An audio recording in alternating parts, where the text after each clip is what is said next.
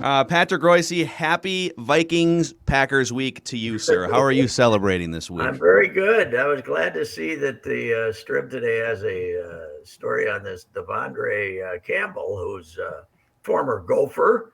And man alive, is he playing well for them? What was he, the defensive player of the Month. month Was he? for October? Wow, Mhm. he's all over the field. I don't think when they picked him up, they were convinced they were getting this good a player. Wasn't he in Atlanta for quite a while, three, Yes. 4 years? Yeah. And that kind of made up for some of their lousy draft choices, I guess, because he's played really well. Their defense is playing out of this world, even with some a few injuries. But I watched them quite a bit on Sunday, and that was an unimpressive looking offense. If you double team Devante and take him away, this guy's there's not many places for him to go. He really looks shaky too. Rogers, he didn't look as sure of himself as he usually is. I don't know why that is. 1 week off certainly can't do that, but he did not practice either. So I don't. Yeah. Also worth noting, Mike. So all the angst and all of the sort of the pitchforks and torches that were out a couple weeks ago. The Vikings are 4-5 now after that win. Mike Zimmer has beat the Packers, I believe, 6 times in his career, including 3 times at home in the last 5 years. And if they win, they're back to 500 with 2 games against Chicago, a game against Detroit still, Pittsburgh beatable, Niners beatable. So all of a sudden, if they beat the Packers, Pat, it's a much different feeling around here. I've been saying, and 9-8. What is it? The AFC has 12 teams, 500 or over, and they're over, and the NFC. In 9-8, you might have an 8-9 before the NFC is over if they keep losing these interconference games. So, the problem is how lousy they played at home. Are they going to play good at home? They were good against Seattle, but Seattle was terrible. But the rest of their games at home have been awful. What's wrong? I don't get it. Last year we blamed no crowd when they went 3-5 in there. I think they were 3-5 in there. And, what happened to the Ziggy advantage? Come on, let's go here. It is weird. If Garrett Bradbury starts, every Vikings fan should walk out. That's my advice. The protest, if they say starting at center, Garrett Bradbury, everyone in purple, get up and walk out. This is BS. I gotta admit, I don't find the all 22 on Mondays and look to see how the center played usually too often. I don't focus. You don't on need that. Just I'm watch him get pushed around on TV. Follow the ball kind of guy, But apparently he's not strong enough, huh? That was the knock on him when they drafted him, that he wasn't. But they were going to make him bigger and stronger, and he's more of a power forward than a center apparently. And now this Mason Cole, is it Mason? Is that his name? He's kicked around some. He'd been a starter in the league, and he apparently played pretty good Sunday. So, no, I don't think you got to worry about Garrett. I don't think when everybody's job is in jeopardy, you still have to worry about protecting Spielman's number 1 draft choices. I think with that ship sailed when they were 3-5, right? Yeah. Well, another. So Oli Udoh was this experiment at right guard. I believe he leads all guards in penalties taken. He's got like 11 or 12 penalties in 9 games. Mason Cole, according to the people that do watch the film and the Pro Football Focuses, so he started 3 chunks of 3 years with the Cardinals. His best position is actually guard. So could they put Bradbury back at center, say goodbye to Oli Udoh, and then put Mason Cole at guard, which also leads to the question, why are you still patchworking your offensive line 8 years into the Mike Zimmer era and 4 years into the Kirk Cousins era, Pat? Well, you got to they have spent draft choices. We used to knock them for trying to get 5th rounders and get them to play. Now these are all 1s and 2s, right? Basically, that are playing, maybe a 3. Darrisaw's a 1, Cleveland's a 2, O'Neill's a 2, Bradbury's a 1. Yeah. What's the word on Cleveland? He's also playing again. He's playing he's never played left guard until this year. Mm-hmm. He was drafted as a tackle. He played right guard last year. So I don't know. I mean, I quit football in 8th grade, so what do I know about? I got a playing technical guard? question for you guys. I'm looking at the screen here, and suddenly Declan's head was replaced by a picture of He's Cat. Yeah, he said a Carl Anthony Towns transplant is what's Yeah, I'm happening. now Cat. I'm now Cat. Yep. Pat, don't worry about it. It's okay. It means So he's going to guys, disappear making in the last 3 minutes of the 4th quarter here. That's what's going to happen. Two Yes, guys, exactly what's going to happen. yes, right. At the last 3 minutes of the show, he'll be gone. Well, Nowhere to be found, not included one bit. you know what? Packer week is fine, but and Rodgers is a controversial figure, and I'm sure you're going to still have the Green Bay fans, but nothing will equal the 90s when Favre was coming to town with the Packers, and Denny had his really good teams, and Denny beat him most of the time here in the dome, but those games were great, man, because the Packers before Favre had been irrelevant for 20 years and getting their ass kicked by everybody, and they were all fired up again. The Green Bay fans and the Viking fans were all fired up, and that was great, man. That was fantastic. Plus the dome was what, dingy enough, and it just felt like this now. Cramped. It was cramped. One place feels like hey, let's share an expensive glass of champagne and watch Packers Vikings. The Metrodome was just dirty and grimy, and there were fights. It was different. Well, that's one thing. I just thought of this. You're right. One problem with the Ziggy Dome is it's too spacious. There's too much room. You want to be, the Metrodome was not a comfortable experience on a Sunday Viking game day. You were walking through the halls like this, and the guy next to you was puking on you, squeezed in. Somebody got up and moved up in the second deck. They had to go through 30 people to get to the other. The aisles were like 40. They expanded it just by putting in more seats. They didn't do anything else. It was uncomfortable. I've always said that when Williams Arena was in its heyday, the great thing about it was the discomfort that it brought you. I mean, you had to be focused on the game because there was no way to sit back and relax. You had to get all fired up when it was in its heyday, and I think the Metrodome had that advantage too. Yeah. So, I mean, do we know, because the Metrodome was always, the Arrowhead's always been loud, but the Metrodome was always like top 3 loudest stadiums. U.S. Bank Stadium's loud, but does the league and do opposing teams still regard it as this impossible place to play? I haven't heard much of that. Have you? I mean, no, because in the dome, they legit would take those speakers on the sideline and turn them towards like the Packers bench. Yes, which is what they got mad. Like it wasn't the crowd noise; it was the actual noise that they illegally piped in and cheated with. Which was when were they told to stop? Did they ever stop doing that? They told them to stop at one, but I can't remember when it was. But that's to me what makes Chris Chandler's performance in a NFC title game in '99 one of the great ones of all time. I don't think they had a false start, and they came in silent count. We're going to go. We're not going to change a lot of plays. We're gonna. They came with the priority of handling the noise and running their plays, and they did it tremendously. And to give themselves a chance, they could have been like everybody else and got blown out by 3 touchdowns in the Metrodome there. So, the Metrodome. But I mean, what's the number? I haven't even seen it. Packers 2.5. Packers 2.5. 2.5. Yeah, I think the Vikings win. I do. I think the Packers are. The Kansas City game, they really played good and they got beat. But the last couple of weeks, a little reality has set in for them after they had their 7-game winning streak. They just don't look as sharp. And they lose this one. They got a tough schedule the rest of the way. They got a tougher schedule than the Vikings. I'm not saying the Vikings are going to catch them, but the Vikings, I think, will get to 9 and they could get to 10. And that won't win the division, but that they could get to 10, I think. Where are you at on Mike Zimmer, Pat?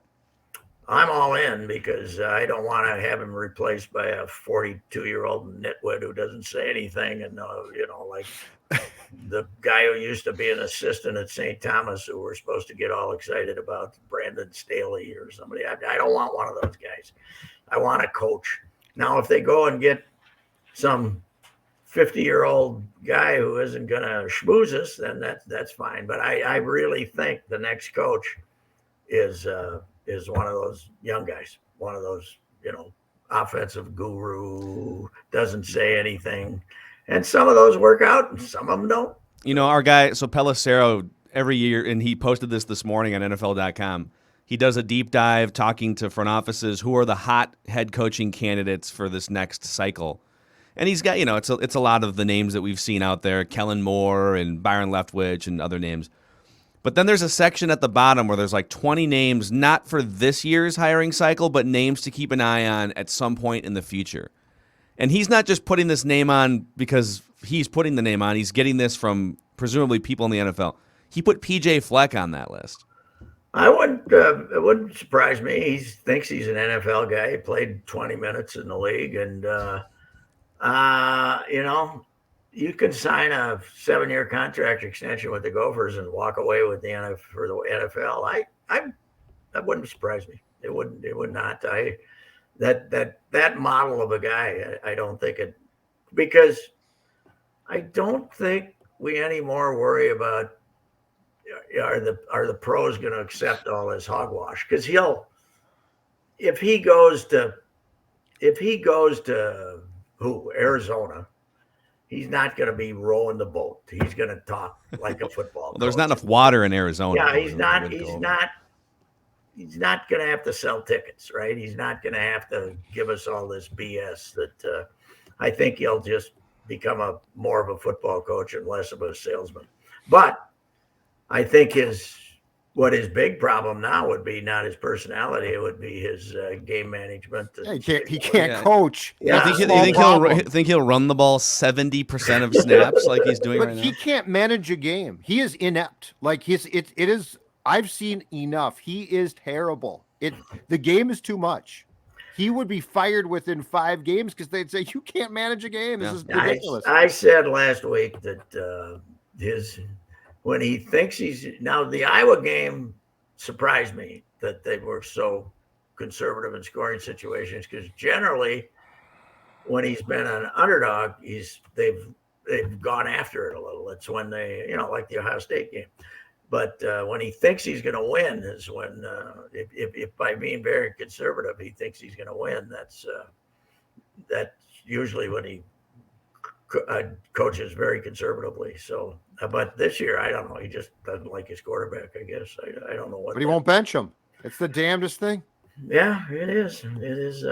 It's amazing. But he's trying to tell us that, there's a famous headline from 80 years ago that they've always used for football coaches who are trying to build up a horrible team, right, as an opponent. Stag fears Purdue. It was because Purdue was terrible, and he was Chicago University. This is the 1920s, probably. And it's a famous Stag fears Purdue, and I'm reading PJ's quotes about Indiana. Fleck fears Hoosiers, even though they just got beat 50-2 by Rutgers at home. I mean, this is not a one where you can build this up. By the way, if you're telling Indiana that you still respect them, don't worry, they don't respect themselves anymore. Yeah. You don't have they've lost all of their football dignity. When you get beat as bad as you can by Rutgers. Now, Judd, I got to ask you a question. Yeah. Where is the people at the what is their tickets? I had no idea that they could announce a crowd of 15,000, and when there was only 12,000 people. There were probably 12,000 there last night. Yeah. So I saw a note, I forget where, that said that the season tickets for everybody but the Vikings, including the Wild, are way down, and that has to be it, because a Tuesday night, a Tuesday night against the Sharks, I get if they legit had 16,000 plus, I get that. Yeah. But Pat, I sent you pictures from both ends in the third period last night, and it was the start. So this was not when the crowd was clearing out. They're way down. They announced 15 something, right? 15. They announced 15, but I'd say they probably had 12. But 15 is not that great, Pat. What? But 15 for them is not that Oh great. no, it's not. It seats Terrible. 8 or it seats around Timberwolves pad. It's a Timberwolves pad job because they figure out a way to announce 15 most nights, and they announced 15 there. Against the Suns. Yep. They're 18th in attendance right now in the NHL. 18th. And attendance around and the league good. is down. They're in first place. And they're good. Mm-hmm. Yeah. Yep. Well, I think it's spectator sports in general are hurting a little bit. You look at some college football places that used to sell 100,000 and now are selling 75, and even Alabama doesn't sell out and stuff. But this is kind of alarming for them because they've figured out a way to keep announcing huge crowds, even if they're, even the Winks. My grandson wasn't there last night. The Winks didn't even show up last night for last night's game. See, it's the problem. Hey, Pat, TV recommendation for you before we go here. Episode 1 of Tom Brady's Man in the Arena came out last night on ESPN Plus, and it goes over basically him getting drafted and everything up through the first Super Bowl. And Drew Bledsoe is sat down, and also it's basically Tom Brady and Drew Bledsoe telling the story of that 2001 season. It is incredible. How much we get to see Giselle at all, or is that coming later? I think that's later. He has not met. Chronologically, he's not met Giselle yet here. So is this going to be 10 parts? I don't know how many parts, but the first one was an hour. It was an hour long, and it only led you up through the first season. So I never watched 1 minute of the Bulls Jordan thing because when I heard it was 10 episodes, I protested. 4 max. 4 max. That's it. We should give you the 4 to watch. You know what Pat needs? Subtitles. If the Bulls Jordan thing had been subtitled, Reusse would have been all over it. Yeah, exactly. I don't mind a nice I know. Austrian drama. I know you don't. That's what I'm saying. We need to find a way to. I watched make the it other more. day a 1962 Wim Wenders movie. He's one of the goofiest guys of all time. Alice in the Cities. It was pretty dang good. Wim Wenders. All right. Wim Wenders. Look him up. He'll make some weird. And you movies. could have watched Pippin Rippin' Jordan. Come on. Hey, you're an old school Bond guy. Have you seen the new Bond movie? I have not gone, but I am going to go. But you gotta carve out 3 hours in your day sometime. You can order it. We got it through Amazon Prime Video. $19.99. Yeah. Yeah. Well, might go that route. Except I am married to a young lady who has never watched a Bond movie. Wow. See, Judd hasn't either. Judd's watched I have one now. Bond movie. I had to for our project. Dr. No. First one, best one. I would say From Russia with Love, but Yeah, I won't right die there, on the too. hill. That was right there too. That was fantastic. But this one, I won't spoil anything. But Which one I was need your Jill thoughts. St. John, the love interest? That was that Gold? No, that wasn't Goldfinger.